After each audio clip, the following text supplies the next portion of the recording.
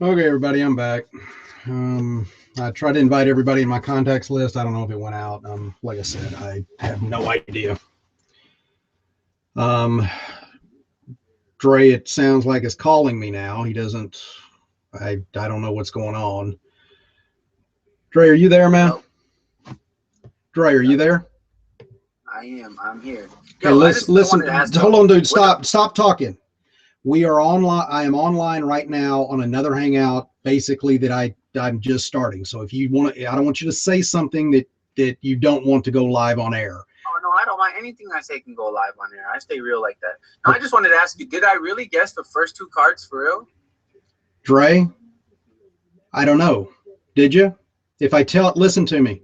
If I tell you yes, do you know I with just want to know the truth. I mean, it was just kind of odd. that's the problem, Dre. If I tell you you did, can you trust that? If I tell Not you unless I am able to test it. right, if I tell you you didn't, can you know that with 100% certainty? No, not unless I could test it. There's no way for you to test it, Dre. That's Well, there's an outside world still. and how can you get that information? How do you know what happened in that circumstance? Because like I told you, let's think of it as existing data. Okay. Yeah. That's how I keep doing this to see it. Right. Data like on our website. So I had a specific amount of data over here in this little subjective bubble over here. Yep. And you had your amount of data in that subjective bubble. You flipped the card, you pulled one out, and you knew what it was. I didn't know what it was. So I said it. So let's just say that it was the one that I said, whatever. It doesn't even matter if it was Okay. or not. So what I'm trying to say is you gave me information. So you gave me data that now in my subjective bubble, I've taken data from you and it put it into my subjective bubble. And so the point I want to make is that data to my subjective bubble, that's brand new data. That's why I use the point with my son. Okay, so like my wife and I. okay, Dre, I understand. Brand new information. Dre, and brand new information comes from an external source. I understand. If you keep going after making the first point and we can't address that first point, then we get with 8 million different topics and it just gets convoluted and it gets to be a total cluster of a of a discussion. So I just wanted to know if that really happened or not. That's all. Again, Dre. That's fine, but I will definitely take the audio if possible. Dre. And from now on, I'm just going to put a rule out there. I will not discuss with people who do not exist independently of me. Have I, Dre, yeah. Have I ever said any of those things? You just wanted to leave the possibility open. And why leaving the possibility open is such a horrible thing? Why is that so bad?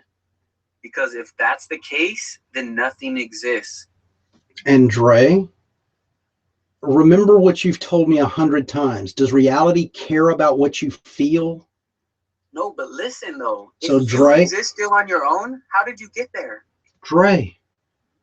But if solipsism is true, how did you get there? Dre, you're trying to get 4 or 5 steps removed from from one question. It's like I've asked you what's 2 plus 2, and you want me to explain why pi is not a real number, okay, or irrational number, whatever. That it's not. You can get there through mathematics, but it's going to take you some time. And listen, man. The point is if you are a lone soul, all alone in whatever the universe is, and there's nothing else around you, and that is objective reality, there is nothing that you can do about it. That is what's real. Now, the thing is, I don't believe that. I don't believe I'm that cast off soul. But just like you've said, it doesn't matter what we want. It doesn't matter what we like. What matters is what's real. And unless you're willing to try everything, it's going to be very difficult to learn about a lot of stuff. So will you at least admit this? If solipsism is true, there's an external world separate from you? I would say yes. There's got to be. I would. So then solipsism's not true. Then that's what I'm trying. Dre, you're not hearing me. Possibility, because we're cohering.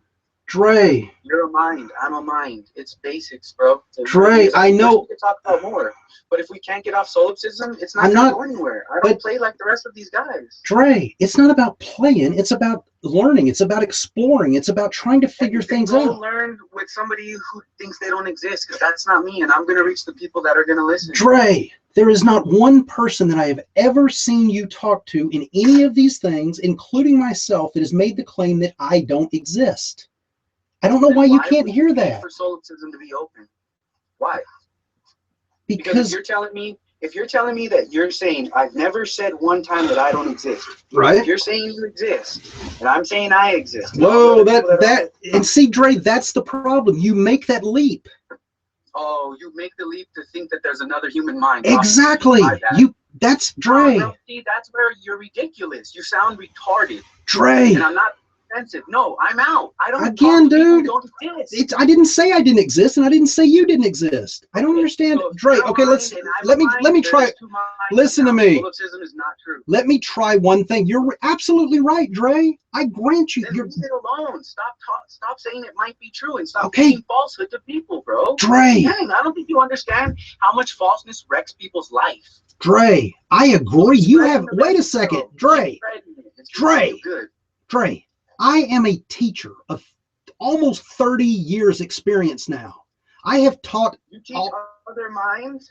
Dre, can you please wait a second and listen? I am starting to get. It's ridiculous. I'm going to stop. I am going to stop it. I'm just going to make this point, and this is the last time. Dre, it's really again, if you hang up, everybody is going to. No, I'm not hanging up. I'm saying I'm going to stop talking and let you talk. Okay, thanks. I just want to make sure the point is made. Gotcha. That it's absolutely ridiculous when we say that there isn't another mind. And we actually couldn't even communicate if that was the case. And we are communicating, so that means it's not the case. Let's throw that experiment out. And that's what good scientists do. And we, Dre, and we all will agree that it seems that way. It's very, very, very, very, and I can sit here for the next 2.5 hours and put varies on there and still not be close to how much I believe that is the case. It still doesn't mean. Why you don't want to just say it's 100% without a doubt? Because in my opinion, I can't. I am not going to. Because I am not going to make a claim that I don't feel I can justify or back up. And therefore, but science makes claims that are true Dre, all the time, and experiments show it to be true. That's the part I don't get. Okay, you're willing to say. Okay, wait, but you're not willing to. Let's try it this way, okay? Let's try it this way. If we can. Oh, okay. All right, maybe. All right, I just had a new idea. I'm gonna throw that one out for a little bit because I think it may get us in the same place we were. Do you equate? And what I mean. No. I will when I get my thoughts together, because dude, okay, let me tell you what I told you at the end, what I said at the end of the last video, so you don't have to dig it up or whatever. Dre, one of my most important beliefs as a teacher is that if I can't get some information and get it to somebody else, if I can't explain what I'm trying to say, that's not that person's fault. It's my fault. I failed as a teacher by not being able to convey the information to you. You didn't fail by not being able to hear it. I failed because I can't get it to you. That makes me a failure. That makes me a bad teacher. I take that personally, not personally like you did something wrong, personally that I screwed up big. That's why I have a problem with this. I am very proud of how well I can convey stuff to other people. That's part of who I am. And when I can't get something across to somebody who really wants to learn, I'm assuming you do, it's my failure, okay? I agree, but if I can learn anything at all, if I'm going to admit, like, oh yeah, I can learn stuff, then that means solipsism's not true. That's all.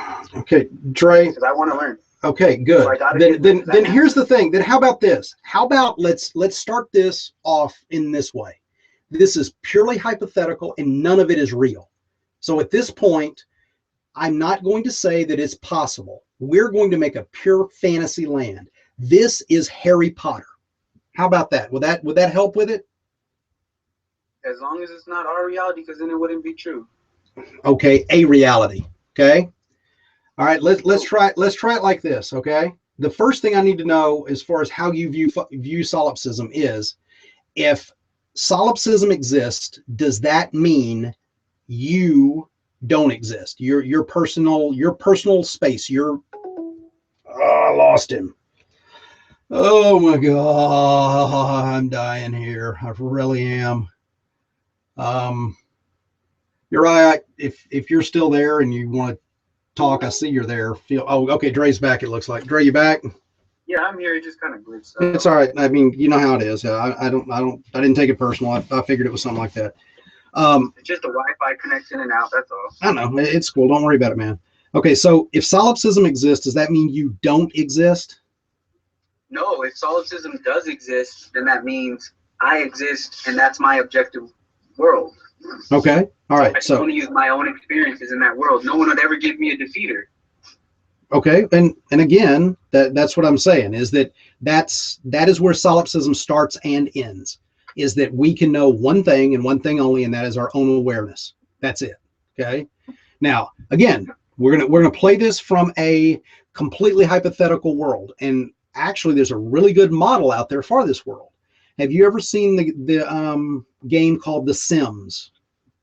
Oh yeah, I used to play it all the time. Oh, great. Okay, so you know how it is. Now, in The Sims, there is this. We develop a computer that is strong enough to not only make the Sims more and more and more lifelike, but they actually start to become self-aware. They see themselves.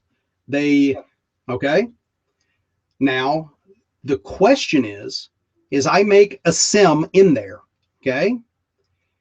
Is that sim, is that self-awareness, that's that computer program that's running that individual in there, is the individual real or is the self-awareness real? Well, define the individual, because if it's like our case, that's almost like asking, physical and immaterial reality. Is the soul the human or is the body the human? So okay, but does the person have two different parts to them or just one? Well, again, it's a computer program that runs and reacts. The Sims, you got to feed them, you got to make sure they take a bath, you got to make sure they clean up the house. They've got to do basically everything we do as humans, more or less. And if they don't, then bad things happen. And again, that's the whole game. But what I'm saying is if that sim believed it was real, okay, would that sim exist as a real thing, as a real person, or would it still just be a program in a computer somewhere? If it believed that it existed? It believes it exists. Yeah. That's part of the program, is that the program makes it self-aware and makes it believe that whole world, that whole sim world, the houses, the couches, all the pieces you can throw, the dogs, all the stuff you can make in the Sims, all of that to that sim is real. It's the real world. Programmed that way. What's that? Because it was programmed that way, right? Right, because it was programmed that way. It's programmed to be self-aware and feel that everything around it's real. For sure. Is the sim real? Is the sim a real entity? Is the sim a real entity if it's programmed to be able to interact with this environment? Right. The environment that is a computer construct, that all of that is still inside the computer. It's just programming. There's no, when you buy a couch in the Sims, it's not a real couch. It's just a bunch of code. But in the Sims, it's a real couch. They use it as a real couch. That's my point, is the sim would think it was a real couch. Yeah, because it is a real couch to the Sims. To the sim, exactly. In the Sims world, it's a real couch. Okay, in the Sims world, I grant you that. To us, as the programmer, would the sim be real in our real world? No. Okay. Now here's the strange thing. Here's the scary part of solipsism. How do you know? This example is trying to give us solipsism, though. Okay, wait a second. How do you know you're not that sim? Well, I am that sim. So you're not real in a real sense of the objective world that the programmer made? You're not part of that?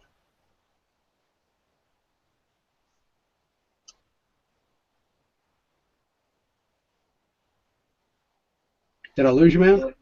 No, I'm here. Okay. Last thing I said and last thing I heard was when I said I am that sim. Okay, and that's what I said, is that, so what I'm saying is in the same way that couch is not real, it's just computer code, your couch could be just computer code. Yeah, but in this analogy that you make, there's a designer who designed that sim to recognize the couch as a couch, because in the Sims game, the sim will sit on the couch. Absolutely. You're right. Yeah. Okay. So he's designed just like us. We're designed by our designer to think that the external world exists. Okay, and again, Dre, that's fine. I'll grant you all that because actually, you know what? That's interesting. I'm gonna say that. I'm just gonna tweak that a little bit. Our creator designed us so we can realize that the physical reality exists outside of us. That's pretty cool. Okay, but again, Dre, is that sim, not us, that sim in the computer, is it a real being? Is it real, or is it just computer code? In which world? Ours or the computer world? Ours.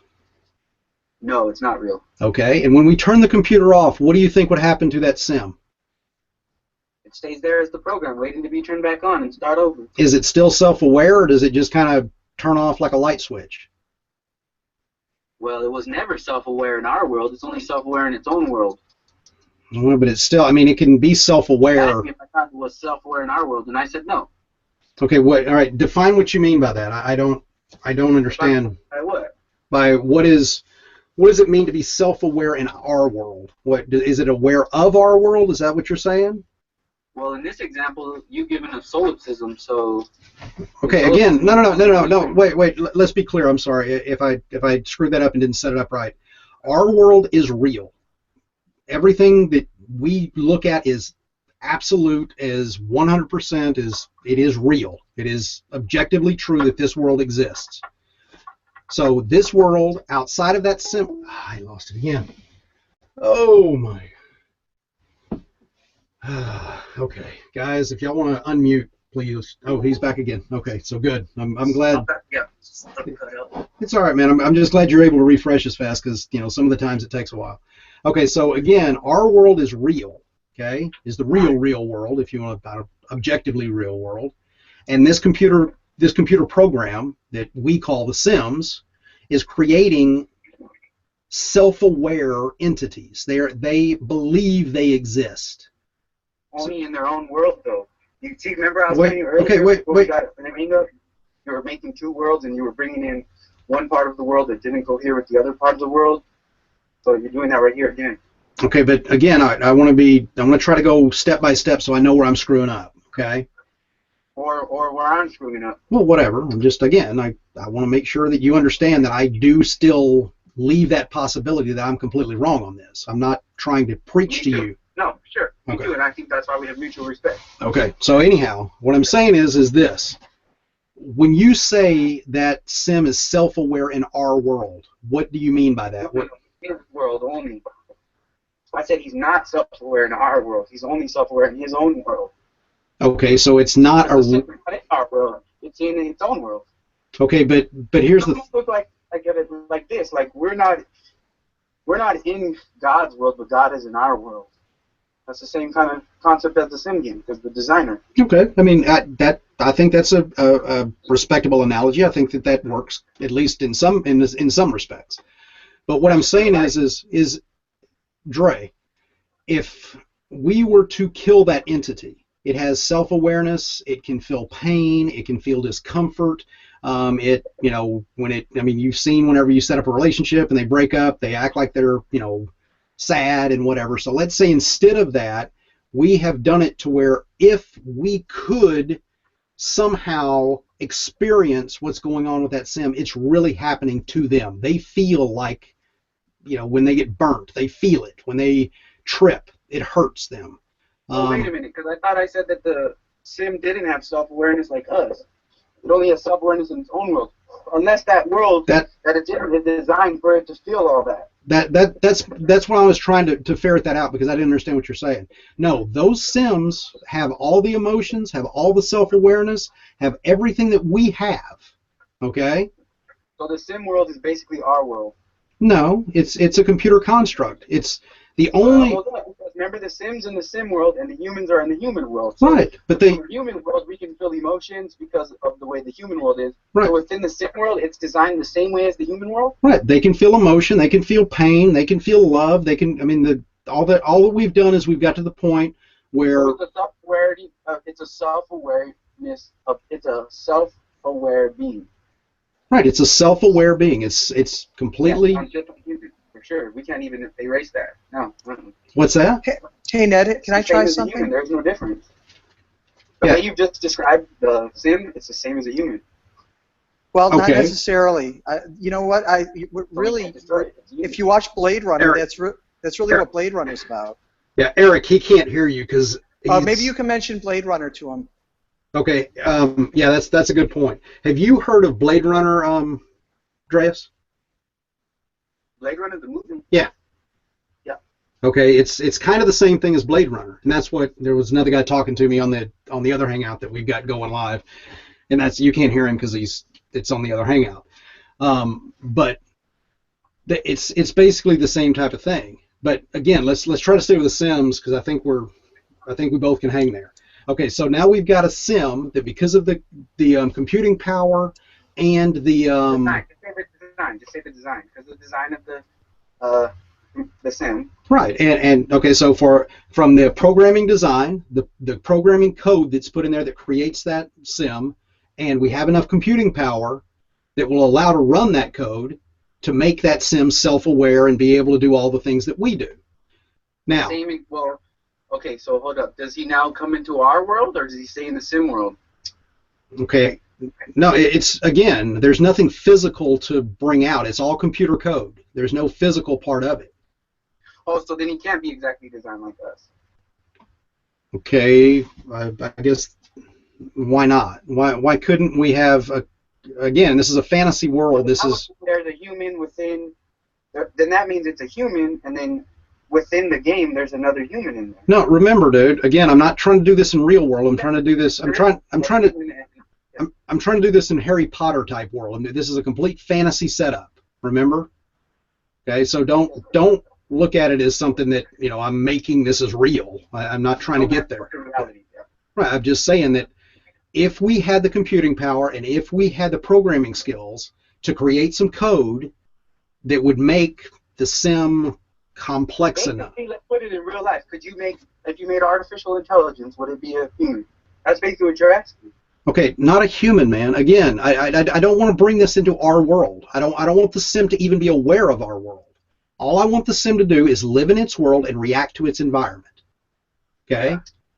So basically, right now, real life, if somebody just made artificial intelligent robots and it was in our life, and the robot could feel, love, everything just like us. No, not in our world. In a computer construct, it's all inside the computer. Just like when you're playing The Sims, there's nothing real about it. There's nothing that comes into our world. It's all the computer code behind it.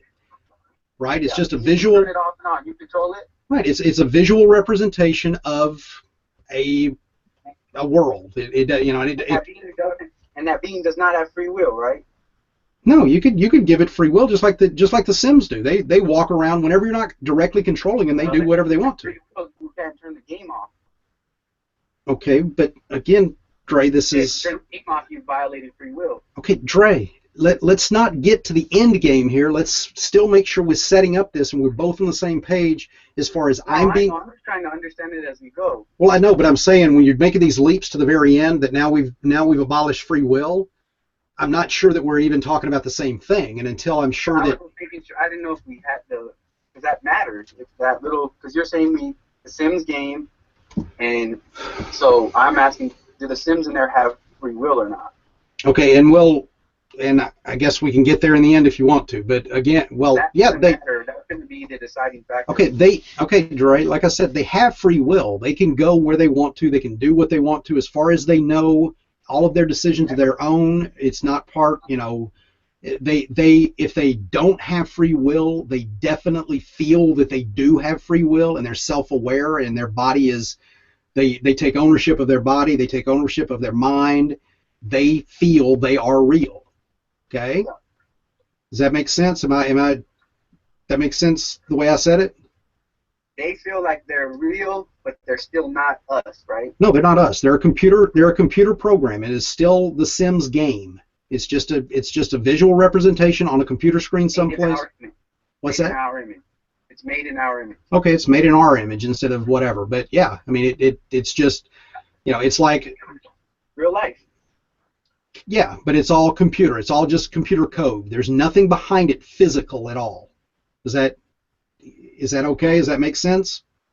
Yeah, there's a physical world, and then there's this computer world. Good. Okay. All right. Now, do you think that that's a possibility, that we could ever get good enough making a computer program and a computer powerful enough to be able to make a Sims game like that? Well, I believe we can make one at a time. Okay. Well, all we need is one. That's fine. So we'll make one, and we have one person or one Sim walking around this world, believing it's real, interacting with the world as if it does. Oh yeah. Okay. Ex Machina, dog. It's crazy. It's exactly what we're talking about. Okay. And then we make other people in this world, but they're not as complex. Let's say that these people just pretend to be like the other one. They're like the regular Sims, like when you're playing Sims and you're walking down the street and there's another person walking by and you can choose to talk to them or not. You're not in any way. That's not your character. You're not controlling it or anything else. Okay. So there's 3 separate beings in this situation. Okay, it can be. Okay, so the designer, the Sim, and then now this other underneath Sim. Right. That now, but the other Sim. Okay. Right. Okay. Well, kind of, but the other Sim thinks, because it interacts, it looks like that Sim, it does everything like that other Sim. They have relationships, just like the regular Sims game. Well, don't you have relationships in the Sim game? You can have a boyfriend, you can get married, you can have kids, all of that stuff, right? So then what separates the two again? One is sentient, one is self-aware, one actually has the ability to take ownership of itself and understand that it exists. The other one is nothing more than just a program that reacts to the first Sim. So one has free will and one doesn't. Right, exactly. The other one's just an automaton that when the first Sim interacts with it, it's programmed to do certain things. Yeah. Right? Yeah. So, but they really couldn't be I guess they could be in a relationship, but they could never be in love. Well, the first one could love the second one, because the first one thinks the second one is real and loves it because it reacts in a way that makes it love it, right? Oh, so the second one doesn't know. The second one doesn't have self-awareness. The second one is just like a robot, but it doesn't. There's no way for the first one to determine that it's a robot. It just, No, there's 3 beings in this. That's why we're getting confused. So remember, it's a Sims game. So there's the designer, there's us, and then there's the other Sim that has no free will, right? Yeah, there's let's say second being has free will, third being doesn't. Say that again. I'm sorry. First being has ultimate free will. That's the designer. Right. Second being has free will. Third being basically is just programmed to interact with that other one. You got it. And it's so good at interacting that the second one, the one that's the other, not the programmer, not the creator, but that the second one, because it's so good at interacting that it won't know that it's not like it. It thinks it does. Okay. It's that good. Well, why not? I mean, if it was designed by the designer to be like that, it could be that good. Okay, good. Then that's what I'm saying. The programmer's that good. It can program that second one just to look like it exists. Dang, the programmer's tight. Well, I mean, we're talking about God, aren't we? I hope so. Okay. Now, here's where, at least to me, it gets interesting. Okay, and let's see if we can. And again, let's try to go step by step through this. Okay. Sounds like Calvinism. In a way, yeah, I think you're kind of right. Okay, so anyway, here's the deal. The second one, okay, we would agree is completely a computer construct, has no free will, has no self-awareness, is just like the Sims that you play today, right? Okay? Yeah. Okay. The first one that has self-awareness, the first Sim, would be kind of like us. It would think well like we do, it walks around like we do, it reacts to its environment like we do, it reacts to other people that it thinks is real like we do, but it would have no way to determine if they are real, right? So there's only really two total beings. Two sentient beings, yeah. There's only two sentient beings. Okay? Oh, no, one. What's your definition of sentient? Self-aware. Okay, so the first being is self-aware, but there's got to be some kind of designation from this first to the second. Okay, so you have the programmer that's self-aware, and then you have this construction of his, this sim that he built that is self-aware. Okay? And is he self-aware of the? Does he have self-awareness of the programmer? No, not at all. He doesn't know he's a programmer. No, because I mean, think about it. Do the Sims act like they know you? Do they talk to you, or do they just do what you? And especially the ones that you don't control. They're just kind of walking around and whatever. They don't know you're there. Okay. Okay. So this Sim is. They got there. What's that? How did they think they got there? Again, let's say that they think there's a God, but the God that they worship is completely different, or because they're not aware that they were actually they're living in a computer construct. There's nothing real about their reality. There's nothing physical about the reality. What? In this program, the programmer does not interact with them. No, not at all. He doesn't mess with them. He sets them in motion and lets them go, or lets that one go, I should say. He set it up, and just basically hit run on the program, let it go, and just let's say he's trying to see what happens. Okay. Now, the couple of questions that I have that I think is interesting about this sim is, number one, could the sim ever figure out that its world is not real? Only if the designer programmed him to do that. Outstanding. I agree. I 100% agree with that. Secondly, okay, would this sim be able to tell that the other people that it's interacting with are not real like it? Only if the programmer designed it that way. Exactly. I agree. I'm right on board with you, man. Okay. Well, we're talking about proof. Okay. Well, okay. Now the kicker. Now's where it gets scary, and now's where it gets hard. I don't even hear this go. How do you know you're not that sim? Depends on what the programmer programs you.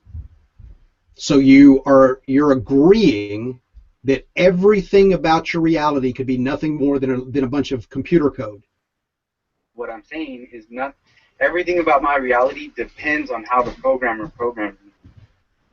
Again, let's try to keep it with the again. Let's talk about the program itself. Okay.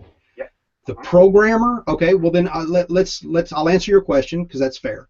The programmer never makes you aware of any of this stuff. The programmer says, no, I'm going to let Dre keep going through this thing forever, believing he's living in this world. Or he doesn't know about you, and there's no possible way for him to know about you. Correct.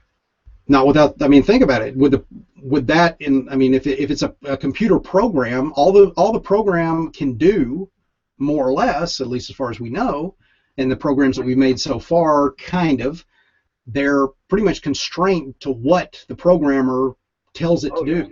Okay, so just like us, God has given us free will over our choices, but He hasn't given us free will to. Okay, all right, but let's stay in the sim world, man. Okay. Yeah. So this avatar, this person that we made in the sim world, not real life. Not real life in the computer. Again, could that entity, could that life form, could that self-aware sentient being, could it ever tell that everything around it is nothing more than a bunch of computer code and does not really exist? Only if when the designer put the code in there, he put the code. Right, he can't, or no, he can't see it. Right, and he didn't do that. He purposely made it to where the computer, the sim could never know about its existence in, quote, real world. It's in a computer. Right there. What's that? You can't know. Okay. Answer that no might know because he's programmed that way. All right, so now let's step it back one. Let's say, for argument's sake, fantasy world, you're that sim. Yeah, and this is exactly real life, and this is the best part about it, and I just see right now the light at the end of the tunnel. Because you said that the second one, which is me, has free will. Yep. And I'm going to ask, with my free will, how did I get here? And if that God don't answer, then I hope I die. Okay, but I hope I'm but Dre, again, we're going 5 steps ahead. No, we're staying in the sim world. Or be the sim world again. Right, but what I'm saying is now you're saying you've asked this entity, how did I get here? And this entity goes, okay, listen. This entity is watching you, just like you watch your Sims, and goes, ooh, okay, Dre's starting to get pretty upset because he doesn't know where he came from, really getting worried. Okay, I'm going to write a new line of code that makes him think that there's a God to explain all of his physical surrounding. That God created everything in the Sims game, even though I, as the programmer, really did, because I'm worried about, like you said, you wanting to die, and this guy's going, no, I don't want to lose this guy. I've wasted way too much programming him, watching him grow up, watching him develop, so I'm going to give him a God to appease his curiosity, to make sure that he's okay and not going to kill himself and end my game. How? All the while, that being's still going to die? What being? The being that was created, it's going to end up dying? Okay. If it is, that's fine. If it is good, I'm glad. Get me out of that game. I want to be blackness. Okay, all right. Unless my creator created me to last forever, I don't want to be. And okay. That's why, thank God, he made us eternal. Okay, and Dre, I understand that. I understand that, you really believe that and you want that to be true. And brother, I'm the same way. I don't want to die. It's not that I'm... Oh, I do. If God isn't real, I do. I want to exit. But what I'm saying is listen, man. Given the opportunity, if I could live forever or I just cease to exist, I'd much rather the reality be that there's a God out there that allows me to live forever in paradise. That sounds like a pretty good deal. Now, the thing is, though, let's go back to the sim deal. It's not what you would want to happen if it's real. If it's not real, you just want him to turn the damn computer off and get away because you want to fade to black and get out of this damn thing. Okay. If he created me that I could never know him, plus I can't last forever on my own, then get me out. Please. Okay. And I understand that sentiment. That's fine. And I understand back to Afghanistan actually with nothing else. Okay. And I understand. And Dre, I understand that sentiment. That's perfectly, acceptable. I'll be the first one to go out. I'll kiss my baby boy later. Okay, but here's the I guess here's the question again. How can you know that you're not that sim? Well, it all depends, just like the sim world, on the designer. If he programmed me that I can know him, then I can know him. If he programmed me that I can't know him, then I can't know him. Okay, and he programmed me that way. I'm glad I'm getting out of here, away from that person who just wants to create. Dre, do you see how that's not answering the question, man? What? I thought I did answer. No, but what I said, and follow me, and I'm going to tell you what I heard, because maybe you did hear it or you did say it and I missed it. Okay, I asked, how do you know you're not that sim? And what I heard you say was that if the designer made me in a way that I can't know him, I'm glad I'm dying. Yeah, well, the answer's in there. So. Okay, how? Because I'm missing that, man. My answer is it depends on how I'm designed. Right, but again, we've already put that constraint. You're designed in a way that you can't know that you're in a computer. There's your answer. Okay, but no, you're not understanding the question. I understand that you can't know you're in the computer. I'm not saying definitively no. I'm saying that from your standpoint right now, how can you justify saying that you are 100% certain that you're not in that computer? Because because it all depends on how the designer made me. Dre, wait a second. Now, okay, okay, I think I screwed this up. In fact, I think I see where I screwed this up. Okay, now let's move back into the real world, away from the Sims game. Okay, now we're not in the Sims game. Now it's me and you, real world, whatever. How do you know that you're not that Sim and I'm just one of these other Sims that have been programmed to interact with you in this way? Those are two separate questions. The first answer to the first question would be, it depends on how the designer designed me. I didn't design myself. I have to go with what he made me. Okay. And if he made me to know him, I can know him. If he made me not to know him, then I can't know him. Now, for the second question, that depends on the designer too, because that brings up an interesting question. Could God have made me, Dre'as, and everybody around me, even you, doesn't even really exist at all? You guys just are so well designed. And in fact, I mean, or you could say I'm tricked or whatever. So I could live my entire life loving my dog, loving my son, loving my wife, and it all is just nothing. Absolutely. Okay, we're really getting close, man.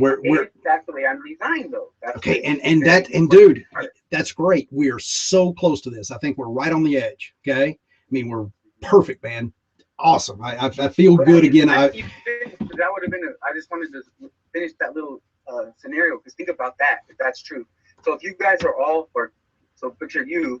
So if you're real only, Ned, and everybody else around you isn't, so minus everybody else, and then you get to see the designer. That would be crazy if it was just you two, huh? Absolutely. I mean, it'd be nuts. Now, here's the thing, Dre.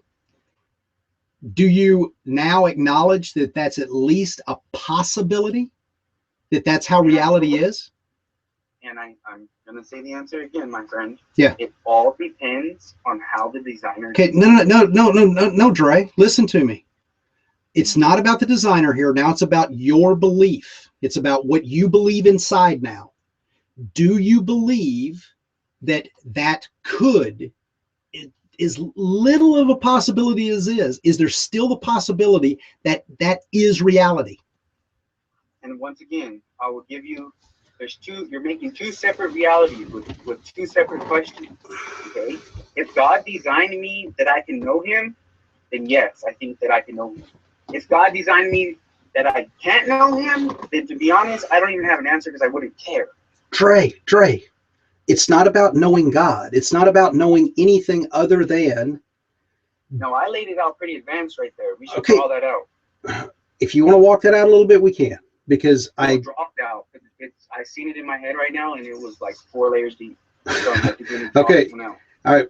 And we can definitely do that if you want to go that way. What I'm trying to get at here is this is not about knowing the designer, not about knowing the real world. All I want to know is with that setup that we went through, that whole thing about the Sims deal, and then bringing it home to you and asking if you could be existing in that way. Could you, wait a second, could you right now in the real world be existing in a computer, in a program, in a completely fictitious, made up construct that everything you think is real is nothing more than computer code? Is that a possibility, even in the slightest sense? And I'm telling you, my answer is, that is a possibility in the slightest sense. Thank you. Depending on how, listen, depending on how the designer designed it. Okay, stop. But wait a second. You don't. Can I give my own self rules? Because that's what you're missing. But wait a second. Wait a second, Dre. That's solipsism, man. If you would have stopped right there when you said it's a very, very slight possibility, that's all. You didn't hear me out. You didn't hear me out. Because listen, man, this is the part you're ignoring. This is why you don't believe in God. Hear me out. Dre, it's not about believing in God. Right. Listen. Gotcha. Okay, go ahead. Sorry, man. You're right. I'm cutting you off. Go ahead. So look, man, the answer to your question is, it depends on the designer. I agree. If the designer made me to be able to know him, then okay, I can know him. But if the designer made me so I can't know him, then my answer to that question, because I still have free will over here, that's why I told you a couple layers deep, then my answer to that question is, Is it supposed to be yes or no? My answer is I don't care. If the creator made me in a way I can't know him. Okay, Good. then I'm glad you did me that way. all right, let's flip it then. Let's do that when you hit 1,000 hours of gameplay. You've been alive, or well, let's make it more, 1,000,000 hours of gameplay.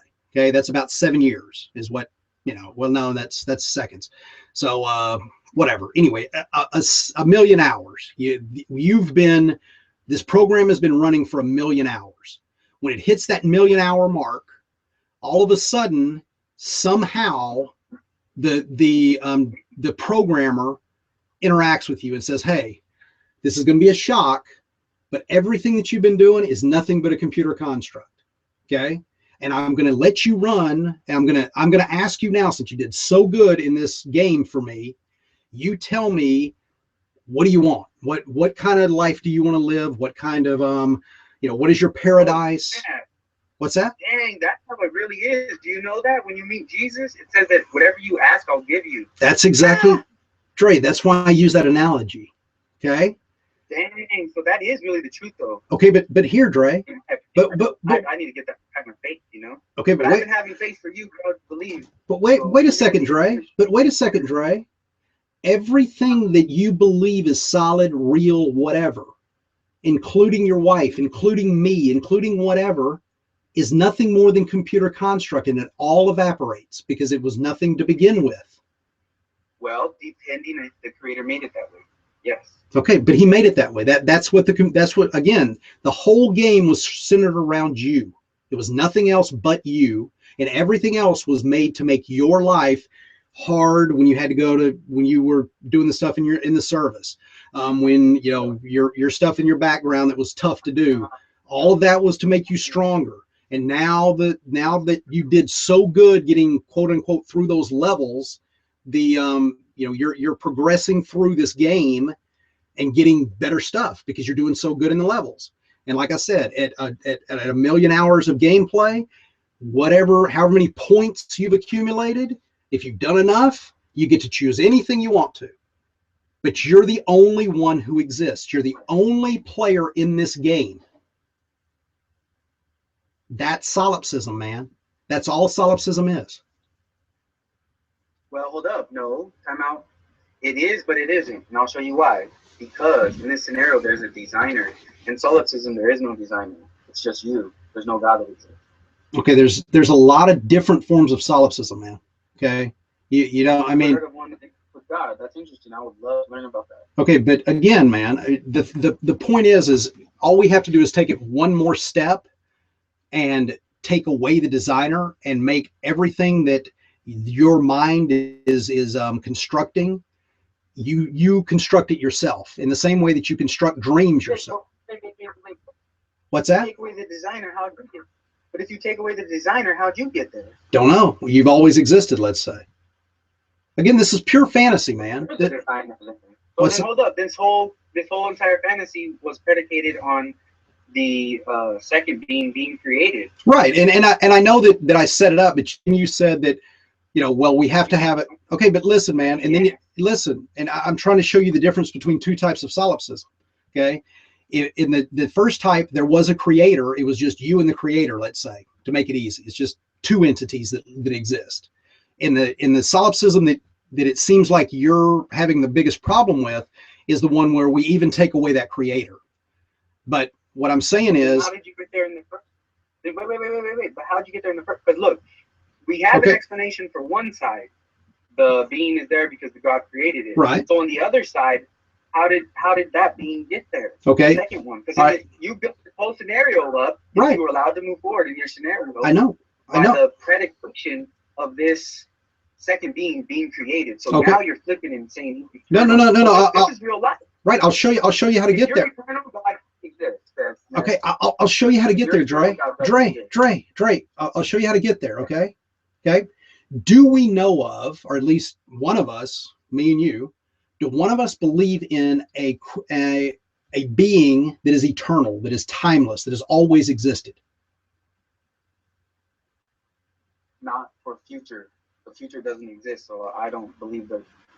Okay, but orthodoxy that God has existed in the future, because the future don't even exist. okay, all right, but all right, in the past then. I mean, it's always it's retroactively eternal. It's always been there, but only working backwards, not forward. Is that fair? Well, forward can be spreading like the universe, creating new. Well, I again, but I'm saying always going forward. God and time always go forward, but I'm saying because people will be like, God knows the future, but I'm like, let's look in terms of okay, data. all right. Then let's again. I want to use your worldview to build this off of. Is there? My world is different. So you got to hear it. Well, I want to make sure that I'm being fair. Is that again? Is this something that you're saying that there is an entity that did not have a beginning? It's just always been here. That's the only logical possibility. Yeah. Okay, great. Now here's so either us or God. Really, then if you boil it down, that's there. Now you're at hard solid. Okay, wait, Dre. Now you're at hard solipsism. Those two scenarios, that's crazy. Either I'm eternal or God's eternal. So very good. I don't think I'm eternal, so I think I'm gonna go with God. Okay, but again, but Dre, it's not about what you believe. It's about what's possible. Now we've got. Listen to me, man. Now we've got to the point. Yes, we're gonna say it's possible. Wait a minute. No. You just caught me in it. Nope. I see it. Thank God I see stuff visually. Nope. I see it. Thank you, God. I almost got caught up in it, bro. You almost did catch me up in it. But listen. Oh gosh, thank you for saving me, Lord. Listen. The whole predication was built on that second entity being created by the first being. So if you want to restart and say that there's one being, and the one being made its own world, and that being made itself so it could know itself or whatever, but bro, the whole situation you built was predicated on the second being. You're right, Dre. That's why I'm trying to tell you, with both possibilities, only God exists. Okay, wait, that's Dre. Real life. Only God exists. Dre, and I understand that you honestly believe that. I don't have a problem with it. We just did the math, bro. Okay, Dre, wait a second. But here's the thing. What I don't understand, and again, help me understand this. I'm not saying I don't understand it because you're wrong. I'm saying I don't understand it because I don't understand it. I want to know. Okay? So here's the thing. If you know or you believe that there can be an existence that's eternal, that never had a beginning, how do you know 100% that you're not in that same state, that you're not eternal as well? Because if that was possible, that would mean I would have had created myself and then somehow taken my own awareness out of me. Right. That's not possible. Okay, and why not? I don't get it. Listen, if something creates itself, right? How can it then erase its own memory? Do you have, when you're dreaming? Wait. Then there's nothing eternal. Okay, wait a second, Dre. Your scenario required something eternal. That's why. Wait, Dre. Eternal. Okay. Required. Dre, let's not mix these things up. I mean, I really want to understand you, man. I'm really trying to understand you, Dre. That's all I'm trying to do here, man. That's all. Okay? I know. Okay. I just don't understand why, when you know that when you're in a dream, you don't remember going to sleep. You don't remember that what you're experiencing in that dream is not really happening. It's just something that you are creating while you're sleeping. If that's possible, we know that. Listen, you just said. Listen, what you just said. You said, "How do I know that I'm not creating and dreaming?" Now, listen. That brings us back to that paradox just right now that we discovered. How can something, a being, create itself and in its own memory? Okay, Dre. We didn't. It's not creating itself. It's just always existed. There's no creation event, right? Just like God didn't have a creation. It's always existed. Is the designer in our whole entire. Well, no. Again, we're reconstructing it again. We got to the. Okay, we got to the I guess the one kind of solipsism where we had two entities in the world, the designer and then the computer program. Now what I want. Let's start there, because I really did tell my wife 7:30, and I pushed it a little longer just because I feel like this really has a lot of potential. But at the same time, I know time will exist, and dude, you know, if God's real, right, dude. I don't want you. Hey, You know what I mean? real or not, I guarantee your wife can make your life a really living hell. So I'm not going to ask you to ever make your wife mad. She won't because No, again, and right, I don't, like dude, I don't mean it that, right. I don't mean it that way. I mean that if she's unhappy, you're going to be unhappy. It's not that she's going to, you know, come in and yell at you and call you and make you feel like, it's just, if you love your wife like I love mine, when she's unhappy, you're unhappy. And to me, that's living hell. It's not, I should have been. But let me say at the same time, and people might comment on this, be like, oh, Dre'as, you're lying or something like that. Well, ask most Christians that are strong, they'll say the same thing. Unhappiness, you said I would be unhappy. That doesn't exist in my life, bro. I swear to you on everything I love. And that's, dude, that's wonderful. That's a great existence, brother. And hey, hey. But you know why? Because it has to be like that if God really did create us. Okay. Because if God really did create us, I should have no fear over nothing. Nothing. Dre, and that's wonderful, man. And hey, listen, I want to let you go because I know that you need to go. I mean, you need to go right now, right? Thanks, bro. I appreciate that. No, because I don't want to get any side issues. I just want to tell you, man, look, I really appreciate you calling back. I think that you're very, very close to understanding solipsism and understanding what these people are claiming, that believe in, because there are people that believe in solipsism. I mean, really believe it, that they are the only existing thing anywhere, just like that sim would be if that sim didn't have a creator. And what I'm saying is if you can take that creator story with the sim and springboard it into, okay, could I now be self-existent, eternal, and just this is all a kind of a dream. In fact, there's a video that is a really cool video about that exact thing. If you could do me a favor, it's only about 5 minutes long. If you could watch it, and the next time we come together, we can talk about it, man. Okay, he's out. Well, that was interesting. Good. Oh, Uriah, how are you doing, man? I'm hanging in there. Dude, thank you so much for being so patient and just hanging out and not, I'm dying here. I'm telling you, that was hard. And I really think that we got a lot closer. I mean, at least he got to the point of, 2 entities now, possibly being the only thing. So, yeah, it's the next step is to get him to think like, there can be this. He could be the soul that just manifested himself into a reality for a time, and then we'll go back. Yep. And there's actually, like I said, there's a really cool video out there. And God, I'm going to see if I thought I put it in my favorites list. I want to see if I can find it because it is awesome. And if it is, I'm going to play it right here, and then I'll screen share it, and we can all look at it together because it is an interesting little play on just cool outside the box thinking. It's just, it's to me, it's an awesome freaking video. I love it. So let me see if I can go through, and the problem is I don't even remember what the hell it's called. Oh, I got it. I'm shocked. Okay, hold on a second. Let me bring it up so I can. Oh, damn it. Come on. That is awesome. I can't believe I actually saved it to favorites. I'm usually the worst in the world about doing that crap. Okay, it's called What If God Got Bored? I don't know if you've ever seen that, but it is, to me, really, really, really cool. Let me see if it'll load for me. Come on. All right, I'm going to pull that over to a different screen. New window. Okay, and I'm going to wait and get rid of the... What's wrong, Becky? Oh, nothing. It's just that sometimes I wish I looked like the thin cut bacon in the magazine.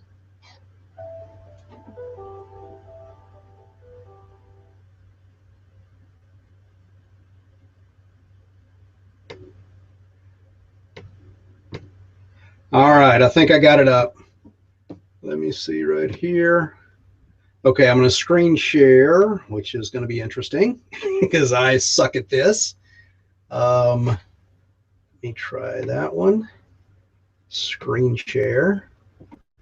Let me make this full screen so it looks a little better. Nice. Oh my gosh, how am I actually pulling this off? Unbelievable. All right, everybody. I hope it doesn't get laggy or whatever. And 3, 2, 1, go.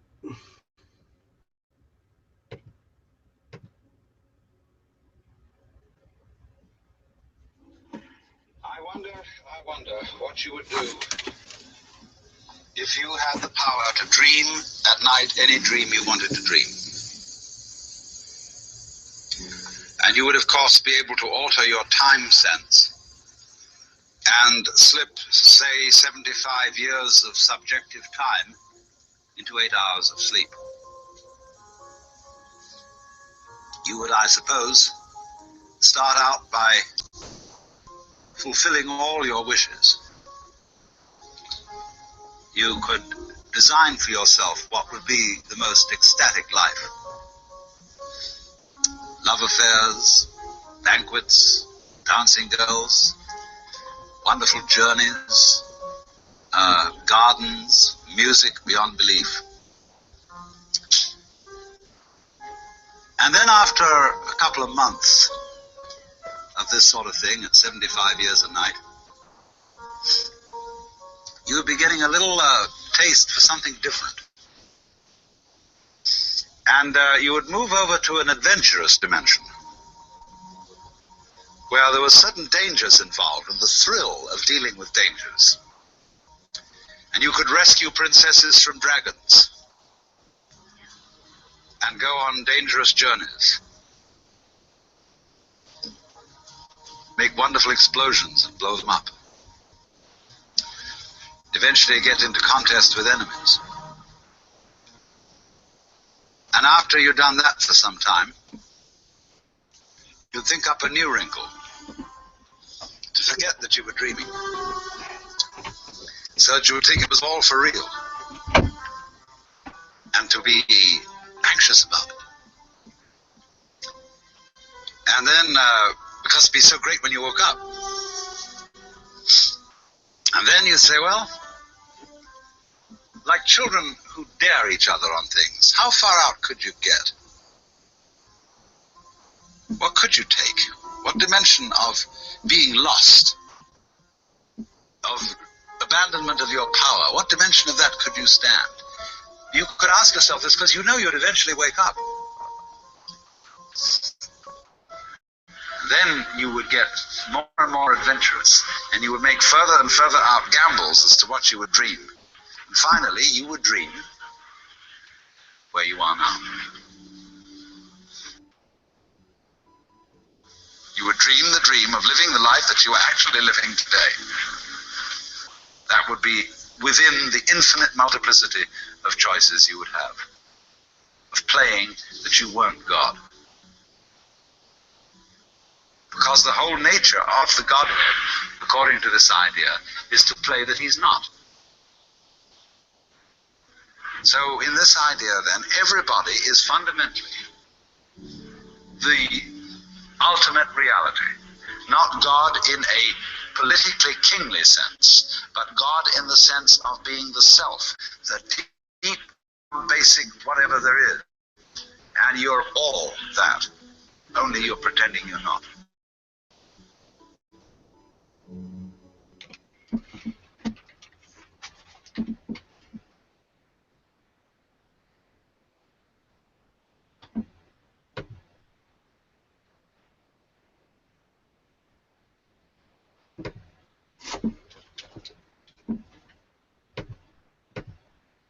Okay, that came across okay, right? Everybody heard that? Yeah, I got it. Okay. I'm definitely gonna I'm gonna link that in the description bar, and I'm also gonna send it directly to Dre because I think that it's exactly what we're talking about. And to me, it's really cool to play that little game and go, how the hell would I know if I really was that God and just set up these conditions and was just, in effect, trying to live the most interesting life I could live, in my dream. Yeah, I remember it reminded me of when I was a kid, like about 6 or 7. I had this thought that maybe I'm just like some skeleton waiting to be born, and I'm dreaming this. Yeah. Yeah, but I think all of us do that. All the kids kind of just think I mean, I know I did, for whatever reason, kind of think that you're the center of the universe and that this is all kind of for me and, whatever. So, yeah, that was, all right. Well, Sokka, thanks for coming, man. And I finally got my internet or the Wi-Fi here working to come in. Oh man, I am literally sweating, and that was very difficult. I'm glad that Dre, finally came back, calmed down, listened, and I think we got a long way tonight. I really do. But it was tough. I really thought I had screwed it up to the point where I wasn't going to be able to explain what my point was. So. Well, he also likes to know 5 steps ahead, and then try to say, well, therefore God, instead of connecting dots. And what's so weird, man, is that literally, I think it was either last night or I don't know. We had an off-air conversation for an hour or so, and I talked about that specific thing. Is that, look, man, one of the reasons that you're having a problem, hearing what people are saying, is you think you know where they're going, and you're not being patient enough to let them get their argument out. And you know what happens when we assume. Well, you make an ass out of you, and you make an ass out of me. I mean, you make an ass out of you and me. But the point is that you gotta let the entire thought get out, so you literally know what they're saying, and not just think you know what they're saying.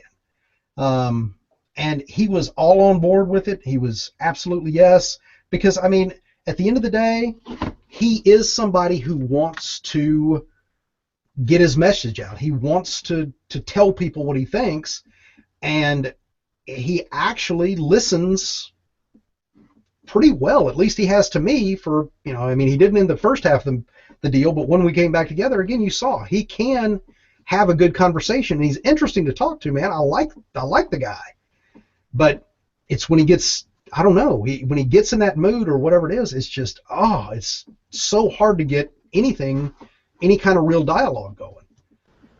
Well, I think one of the things is that I was describing this earlier in a post that I'm writing to Jimmy Stevens, where a lot of the people that get into these conversations, I called it an epistemic trial by fire, where you go into a conversation with somebody about especially along the topics of things like presuppositions, and most people don't have this clear idea of that a lot of things that we grant, a lot of things that we know, are based off of certain presuppositions that we hold, based off these properly basic beliefs.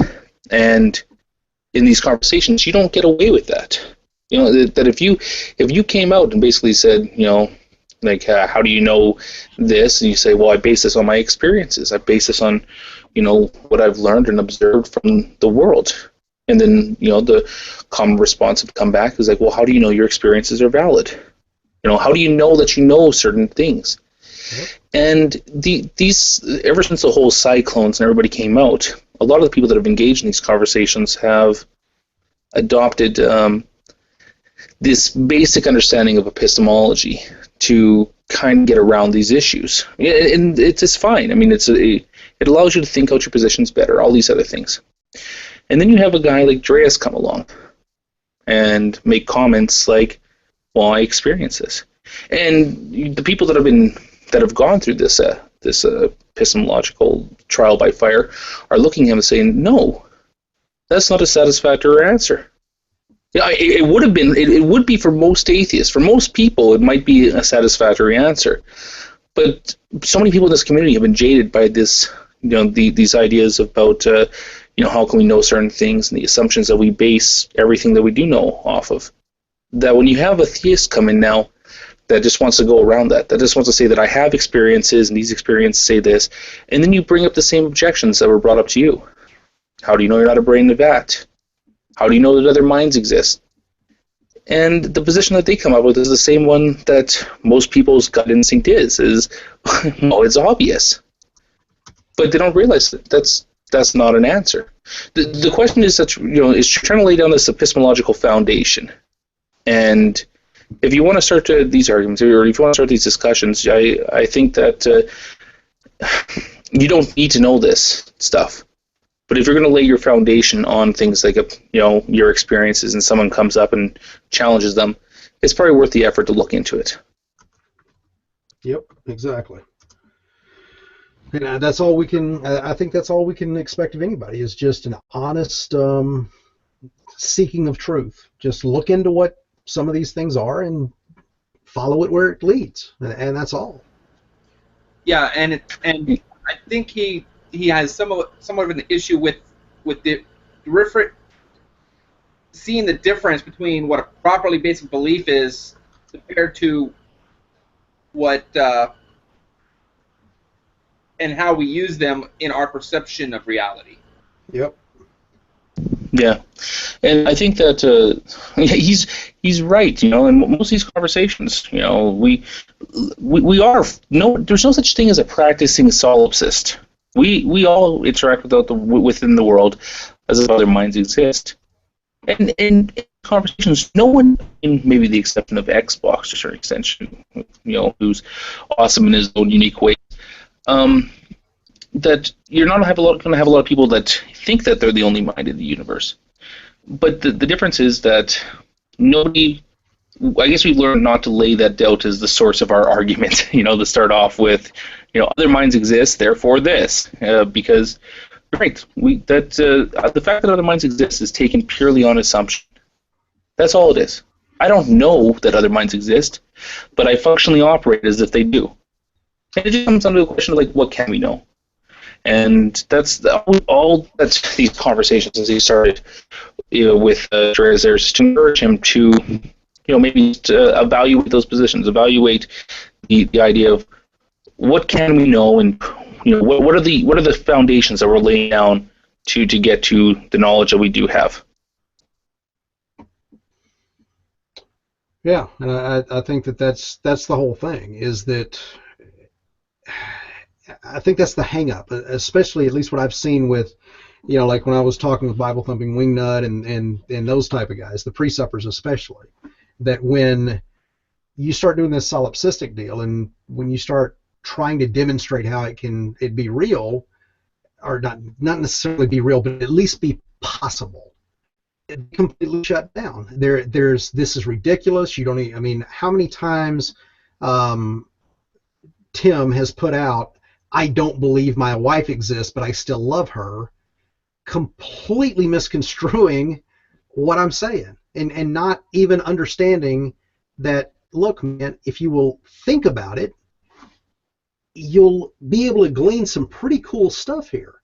Now, you're never going to use it. I'm never going to walk in and do something that I know my wife hates because I'm going to go, well, I don't even know you exist. No, like you said, we react and act as if we do exist.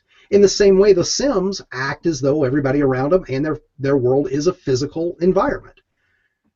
It's just we can't know that we're not, and at that point, things, at least in my opinion, become very interesting.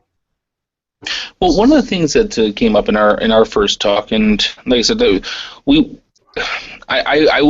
think that I was caught off guard when I first talked to Dre'as about how little, no, I don't want to say how little he knew, but because I'm a layman on a lot of these topics too. But when he started asserting things like minds, minds exist, I'm like, oh, okay, well, what do you mean by mind? Just consciousness?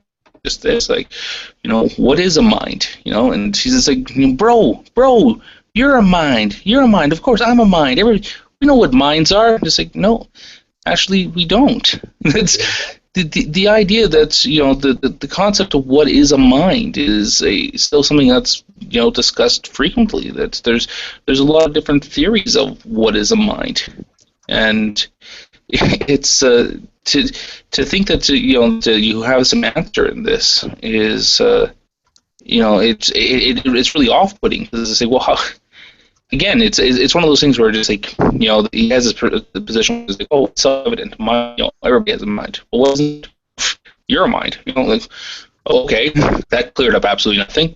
Exactly. What does that mean? I mean, okay, you've defined a mind with a mind, and that means what? I mean,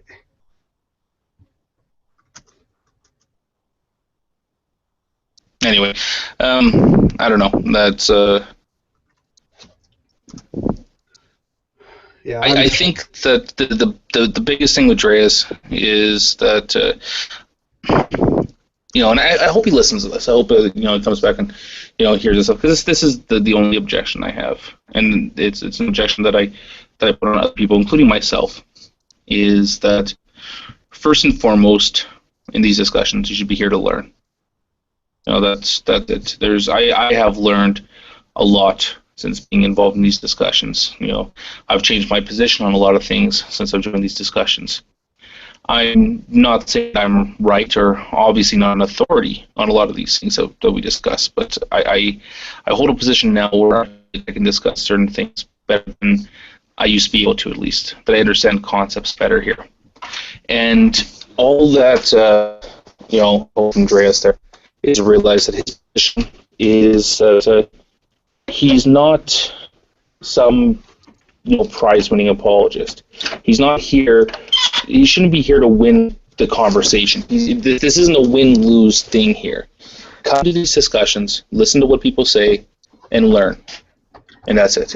But Sokka, I think that, and to be fair, man, I mean, I know how I was, and again, at that age, I'm assuming he's 20s, somewhere.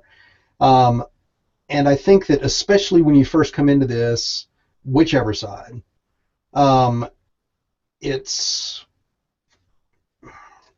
almost like you're wanting to compete. You're aggressive. You're on fire. You're like, God, these people are so damn stupid. How can they not, agree with this? And I'm not saying atheists alone. I'm saying, religious people. And I think that even the religious people are more vested because there's a lot to lose if they're right. And they're thinking that, look, I'm trying to help these people, and now they're getting aggressive to me because when I say that it's ridiculous to say that you don't exist, or that you're the only one that exists. Yeah, I say that, and now they all jump on me and call me an idiot. Well, now now I'm already young and dumb and full of, we'll leave it there, and I'm aggressive. Vinegar. Vinegar, exactly. And I want to win this, because I think that's just kind of innate. When we're young like that, we like to kind of fight and like to prove we know what we're talking about. And after you get seasoned, and I'm not necessarily talking about age, I'm talking, I'm assuming you're in your 20s, and you're a hell of a lot better than I was in my 20s. I'll put it to not even. I'm 31, Ned. Thanks. Well, whatever. You're a hell of a lot better than I was at 31. I'll put it that way. But what I'm saying is that after you get seasoned in this for a while, and you do it, a year or two, and you've kind of gone through it, and you're like, all right, well, and again, if you're open-minded enough to not just get stuck and say that this is it, I'm not even going to listen to anybody else, then you do, at least I feel, you start to get a little bit more moderate and a little bit more, just relaxed, and all right, let's play with this. Let's not be so dogmatic. I don't have to win anymore. And that's when I think that the real curiosity comes out, that I think a lot of us, personally me, start in this to demonstrate why we're right and they're wrong. And once you can move past that to go, what if I'm wrong? Instead of this proving something, let's just explore it. Let's just see what it is. Let it tell me what it is, instead of me trying to tell everybody else what it is. That's when it changes. That's when you get people that are interesting, at least in my opinion, interesting to talk to at that point. Mm-hmm. Yeah, I agree. And to tell you the truth, dude, I've lost track of time. I don't even know how long I've been on now. It's what? It's after 10 here already. I was planning on kind of get at 10, but. Hey, just out of curiosity, Ned, though, when you didn't hang out there, were you doing the thing with the third-party call-in type thing with Dre'as, or? Actually, well, here I'll kind of show you. Well, let me hide this so it's not a. I don't want to drop anybody or whatever. No, it was just done by phone, I guess, and you just put it through the Hangout. What actually, the way that I've got my room set up in here. Okay, so y'all can see that. Here, I'll turn my bandwidth up a little bit so it looks at least a little bit better. Okay, yeah, maybe, whatever. Okay, but so you can see I've got dual screens on here that's running off of my main computer underneath, and then over here I've got my laptop set up, so it's kind of like a wraparound with 3 screens, but this one's a laptop. Well, when he called in, he called me on G Plus or on the Google. I don't even know what it is. When you're on your Gmail account and you get that ring like a telephone ring. Yeah.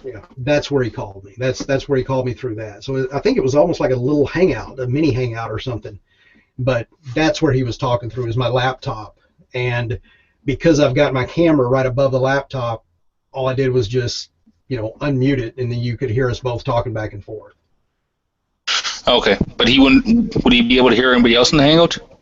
No, because the problem is all the rest of it is set up with with my headphones, so he couldn't hear anybody, and that's why when Eric said something, I was like, oh man, he can't hear you, because all he could hear was me. I guess. Okay. Yeah, I didn't. The couple when I did jump in, you guys were talking. I didn't bother saying anything because I couldn't see him in the call, so I figured it was something like that. Yeah, what I should have done is, I didn't think of it until now, what I should have done is just unplug my headphones and then had it broadcast through my regular speakers on my tower, and then he could have heard. I don't know if there would have been feedback problems though, but whatever. So still interesting. Yeah, I mean it worked. So the main reason I did that was because that little deal trying to demonstrate that with the cards that there's no way that anybody that saw that knows if he hit the 2 cards or not, because no matter how many times I say yes you hit the cards or no I was bullshitting you the whole time, you can never definitively know if I'm telling the truth. And forever, there, as much as you would, from a statistical standpoint, you would think there's very little chance that he actually did hit those first 2 cards. So it would, from that end alone, it would be more probable that I did what I said before with the other cards with the names on them. But again, it's still just probability. There's no way to be certain about what I did at all. And forever, there's no way for anybody to be certain, other than myself, of course. But I was really hoping it wouldn't get him mad, and I think that even though he didn't seem like he was mad, I think it did. I think he felt like I was trying to make him, or he came off looking stupid, which was not the intended deal at all. It was so. I mean, I guess that's a good question. Did y'all see that part of the hangout? No, I just caught this one. I didn't see the first one. Well, I only caught the last probably 20 minutes before I jumped in. Yeah. Did you see it, man? You right?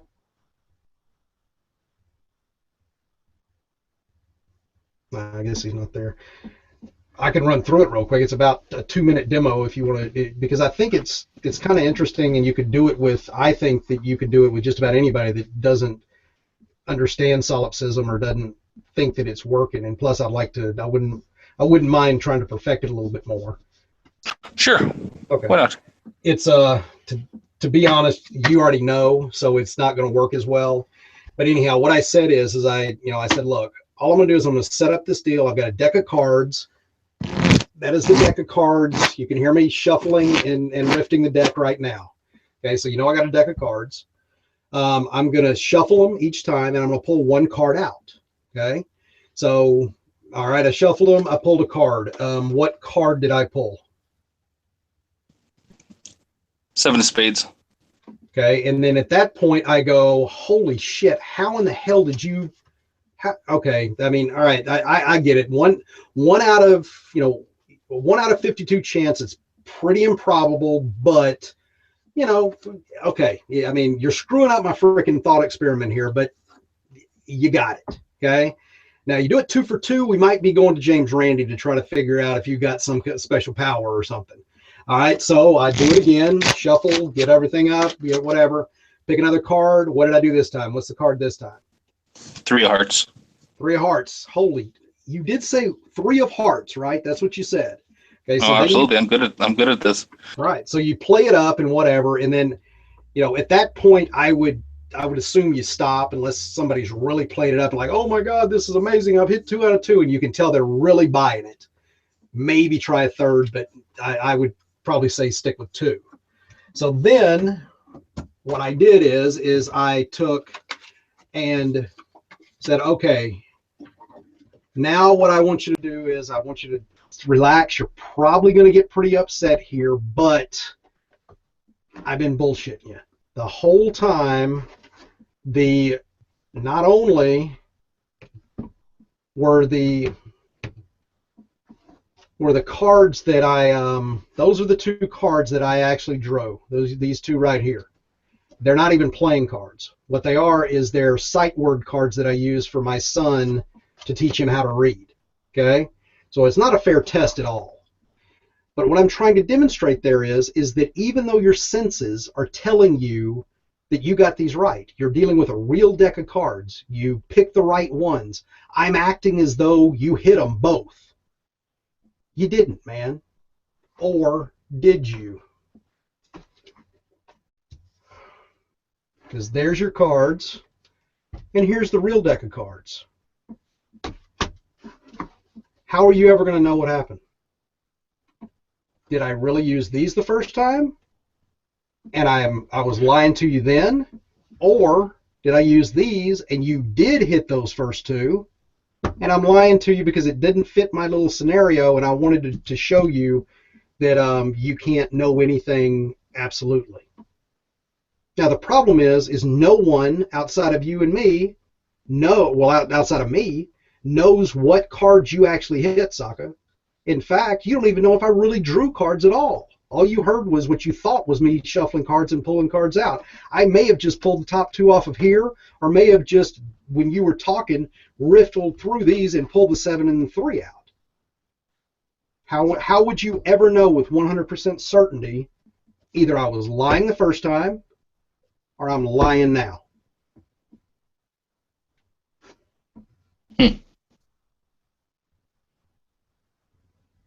So, and that's the little deal in the nutshell, is that, you know, and, you know, to be honest and to be, you know, whatever, he took it, at least he seemed like at the very beginning, he took it very, very, very well. But then when we tried to get farther into solipsism using that kind of as the springboard, that's when he started getting more and more and more and more mad. And then finally just told me that, you know, if you don't think you exist, I'm out of here, and left. And I'm just like, shit, I fucked this up. That's why that's the title of this hangout. Because, you know, again, like I told you, I'm sorry, go ahead, son. I think what it is, and I think I fell into actually the similar position as well. The similar position that he might have fallen into as well, and that is like the first time that I heard of the concept of hard solipsism, and was like kind of brushed it off, like whatever, who cares, until I looked more into it, and you realize that yeah, there is no real solve for hard solipsism. No, and dude, honestly, it's such a frustrating thing to be. Is like how can you not confirm ever that you are not the only mind? And right, you can't. All of this could just be me playing with it, me constructing it, me, you know. And dude, that is, I gotta admit, that is really bothersome and has been. It's not so much anymore. I think I've come to terms with it. It kind of, like you said, at first you're like, that's kind of stupid. And then if you're at least curious enough to start playing with it, then it starts getting really real. And to me, it was like, okay, this is kind of scary, man. This is, you know, how, you know, and then you start playing with, okay, there's got to be a way to fix this. There's got to be a way to know. And then after you fight with that for a while, then it kind of gets soft again to where, okay, if it is, it is. There ain't shit I can do about it. So, you know, I'm just going to react as though it's not. There's nothing else I can do anyway. So. also think one of the reasons why he's getting so angry with this solipsism and everything like that. For us, if something is not what we think it is, we just kind of file away, and it's new information we add to our view of reality. He has a whole packaged worldview that would come crumbling down if solipsism was true. So he doesn't even want to bother with it, and he gets defensive and angry to get away from it. Well, I mean, I think you're right. I think that's kind of the classic reaction to, if you run into something that you don't like, 90% of the people are not going to run up and embrace it. I mean, they're going to either ignore it or run away from it because it's not fun. I mean, what is if you look at the stages of grief, yeah, I mean, that's definitely part of it, is that it's not real. I don't want to know it's real. I'm going to ignore it. I'm just going to, whatever. And, I mean, I think in a lot of ways it's kind of like that when you're getting away from religion. And the problem is this is all speculative because I never was a true believer at all. So I didn't have the experience what I assume would be like losing a best friend. I mean, I'm assuming if you believe that Jesus is there watching your back, talking to you, and he's got a special plan for you, and it's going to be great when you get to see him. I mean, dude, that's got to suck when that goes away. I mean, that's got to be like losing a wife almost. Yeah. Yeah, I think. Oh, sorry. Go ahead, man. Oh, I was gonna say I was a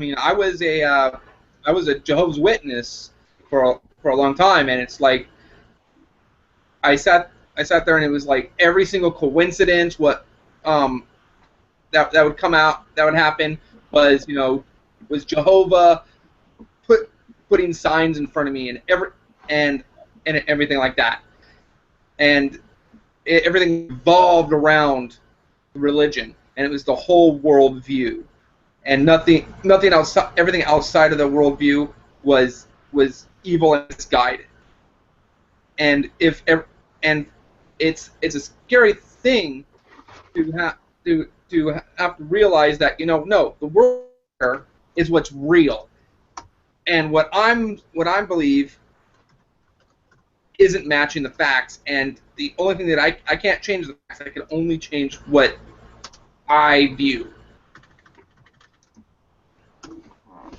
Yeah, I'm in a similar position as Ned, is that because I've never been religious. I've never been, I've never been a believer my entire life. So when I hear people say things like, I couldn't imagine a world without God. I couldn't imagine living without God. I don't even know what the world would look like without God. I just think people don't have an imagination. It's really not that hard. My entire life I've lived without God. It has done nothing at all to me at all. But I am in a position, though, that I can think about it. I can think about what would, a universe with God look like. I'm like, okay, yeah, sure, whatever. Do I think that's necessary? No. Do I think that it's rational to think that? No, not really. Okay, I can go back to believing quite fine that there's no God. And pretty confident that when people throw out these ideas like, oh man, we just want to save you, you just should be, get on the right team now, throw like the Pascal's wager stuff out there. It is the entire concept of God is so unconvincing, so alien, so ridiculous that there's I don't think that there could be anything out there that could ever bring me to that position, short of major head trauma. Well, I mean, but what I'd be interested in hearing is and you're right, I can use your name, right? I didn't even think about that before. Are you okay with that, or yeah, that's okay? I didn't know if you came online with that or not. How did it affect you when you lost that relationship? Because I'm assuming that you did have at one time, you really felt a strong connection and a real relationship there. Well, that's kind of weird because like I was just sitting there one day thinking, and I was thinking about the command in Genesis 9:3 where where God to Noah that he can now eat up all the that he could eat from all the animals and the vegetables and the green herb. And I just thought, there's so many poisonous things, right? Right. And in our justice system, if I were to do the same thing, say you could eat anything in my fridge, but I had something in there that, like a science project, that was poisonous, and someone died, I would be guilty of at least negligent manslaughter. Yeah, exactly. And so that wouldn't be just for God to say that. So God can't have perfect justice at that point. And that was like the first doubt that I had. And then from there, I was just like, I just decided to say, okay, what parts of my beliefs weren't matching reality, and it just kind of went from there. It was just kind of like, huh, that's odd, and then just kind of progressed. So, but you never, once it started progressing, you didn't feel a sense of loss at all?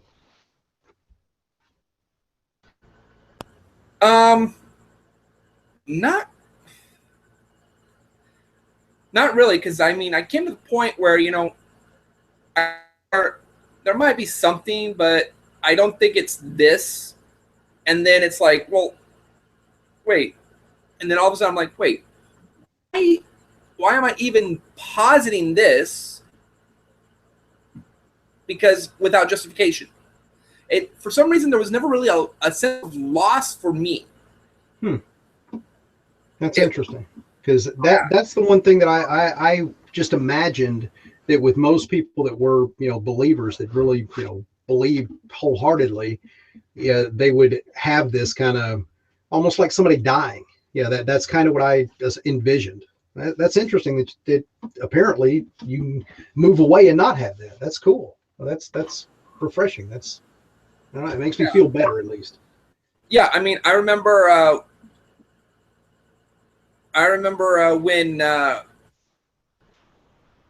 when I became a Jehovah's Witness, and I really believed it, because it actually made sense. I mean, and then because I rejected the normal dualism, because I had some situations with my grandfather, and watching him die of Alzheimer's let me know that the mind and the brain were pretty much the same thing to me. Right. Right, and they believe that when you die, and you are the soul. Not that you have a soul, but you are a soul. And that and so that resonated with me, because it's almost a rejection of dualism in a way. And so that's one of the reasons why I got drawn into the. And so I was angry for having been told, all this stuff that I considered that I was learning, I considered everything that I had been taught before to be misinterpretations, lies, and I was angry when I was angry at other religion, at my old religion, while I was coming into being a Jehovah's Witness. But when I was going out, it was like, why don't I just... Well, there was no real loss of anything. I mean, it's especially since with the death and resurrection with Jehovah's Witnesses. I mean, everybody gets resurrected except for those that blaspheme against the Holy Spirit. So at the very worst, I won't be resurrected. So there wasn't like any impending torture for the rest of eternity thing going on. So I didn't have the fear of that holding me down.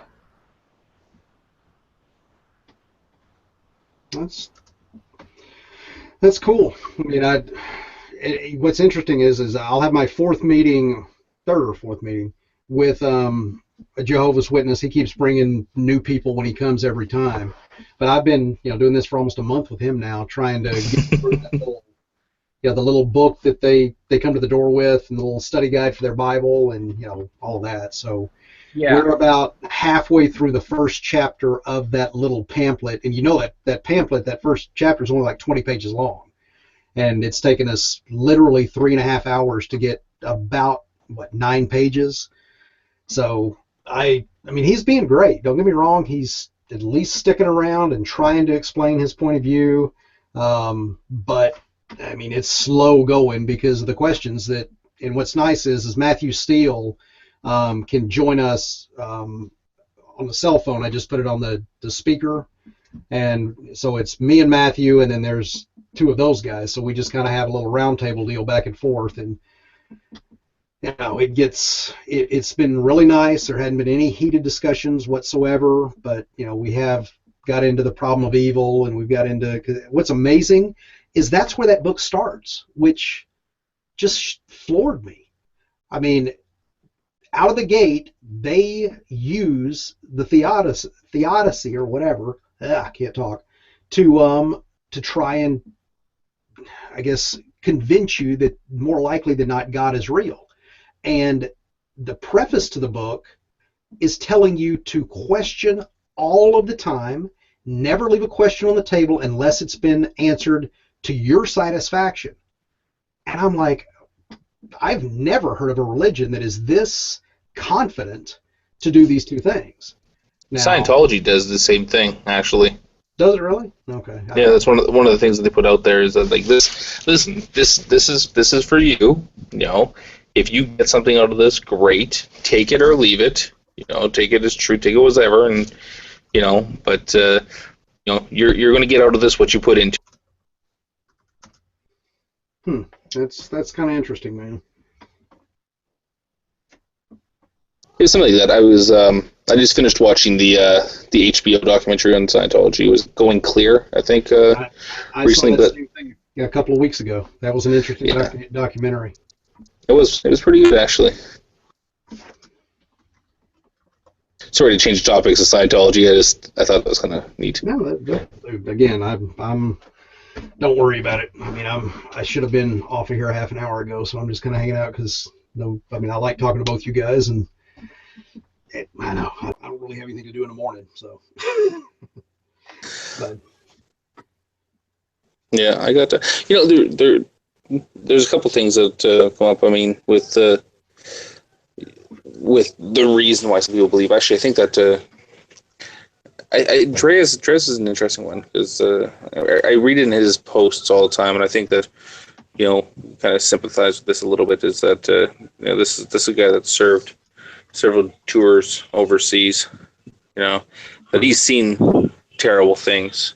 You know, I know the kind of things that he's seen, and you know, it's I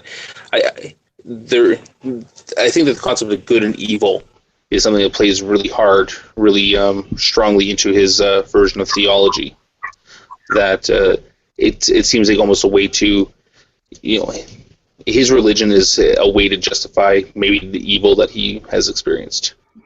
And I hear that a lot, and I see that a lot, and not just from people like him, but from friends and stuff that I have as well. You know, that you know, hold a religious belief like that. Yeah, and I mean, again, I think that that's some of the things where religion can be a good thing. I mean, if it helps get through those horrific type events, good on it. I have no problem with that whatsoever. So, you know, I mean, the problems I have is when it starts to, I guess, erode critical thought, and especially when it starts to get into policy. That's when I definitely will have a problem. But, you know, I mean, if it's just something that you kind of have private within yourself and it helps you get through, it helps keep you looking ahead and, you know, whatever, then good on you. I have no problem with that at all.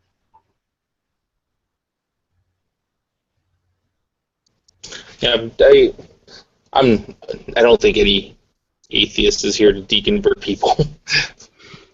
And that's what I think's funny, is because that's exactly what it seems. At least the evangelicals, the hardliners, that's what they're saying, is basically, we're coming for your children. You know, don't trust the atheists. They're gonna, convince. They're trying to get everybody away. So. Yeah, we take all the young atheists and we give them missionary work to go door to door to try to deconvert people. And what's funny is I bet you anything that'd be a hell of a lot more effective, and not so much going and preaching the atheism, but going and preaching the Bible in a way that is reflective of the Bible, really what the Bible says, really the horrors that's contained, the immorality that is justified, and I just preach it as if you're a fire and brimstone whatever. That might be more effective than going in there trying to demonstrate that atheism is false or atheism is real. So. Yeah, just go to people's doors with a map of Tyre and read Ezekiel 26 and say it didn't happen. Yeah, exactly. So. All right, guys. Well, I think I'm about to head out unless y'all wanted to start something. I don't know. If there was something y'all did want to get off your chest, feel free. But other than that, nah, I gotta be up in 6 hours to do the final inspection on my apartment before taking off and hitting the road. Oh, so I was about to say you're there. You've already got there. I was gonna be happy, but no, you're just starting, huh? No. Loaders finally loaded all of. Well, we packed yesterday. All the loaders are in today. Got everything packed up, and then so tomorrow we've got some cleaners coming in to clean the old place, do the final inspection, and then Saturday morning we're on the road. We're gone. Well, be safe, man, and y'all have a good time going across there. So that'll be. I'm jealous of you. You know that. I definitely. It's a beautiful place, and even though I hadn't been there, I'm still jealous. So. Well, when you head up, make sure you stop by and visit. I definitely will. I'll hit you up if we ever get out. Well, when we get out there, I'm going to still keep saying that. When we get out there. So. Yeah, positive thoughts. Exactly. But anyway, thanks for the hangout, Ned and Uriah. I'll talk to you guys later. All right, thanks. And Uriah, thanks for hanging out, man. That was especially, sitting in the background, being patient, whatever, and not jumping in at all, dude. I really appreciate that. That was really cool. Oh, no problem. Just wanted to hear what was going on, and then maybe add some things in if I got the chance. But yeah. All right. Well, I appreciate it. Damn, that's what I should have done. I should have. Well, he had to go, didn't he? I was going to say there wasn't really any opportunity to open it up, but yeah, that's one thing I'm horrible about because number one, I suck at the controls on this damn thing to begin with, and then trying to open it up and figure out because even like right now, if I wanted to get this link out to everybody, I don't know how the hell to do it. The only way I know how to do it is start a whole nother hangout and just publish it, to all of my contacts. But someday I'll get through there and figure out how the hell to do it. And if nothing else, draw up a checklist and so it's there if I ever want to. But yeah. All right. Anyway, man, thanks. And everybody watching, thanks. I really appreciate it. This was definitely not my best by any means. Thank you for hanging out, and I'll leave it up, but it'll be one of my more, black eyes, if nothing else. So have a good one, guys. All right. Have a good night. You too.